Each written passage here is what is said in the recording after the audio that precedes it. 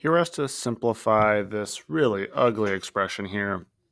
The first thing I'm going to do is deal with all these negative exponents, make them denominators to whatever they're being multiplied by.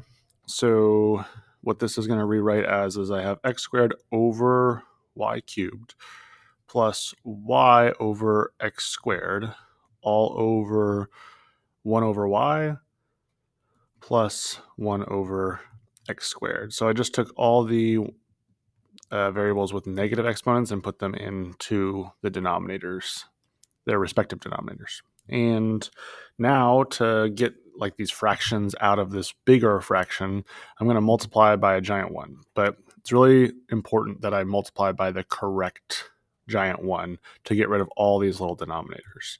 So the highest x value that I have is x squared. I see that by these two here. So I'm going to multiply definitely by x squared over x squared. And then my highest y value looks like y cubed.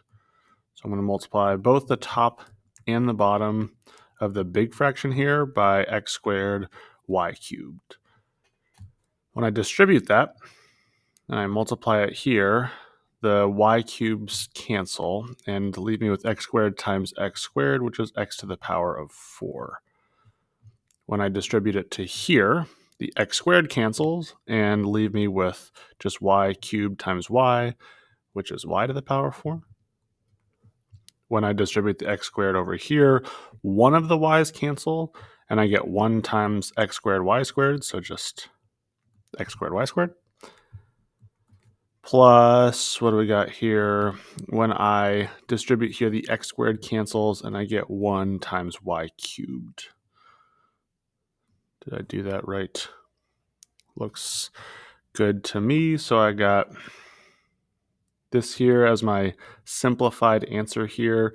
Nothing more I can do because I can't like factor out any x's or factor out any y's to cancel.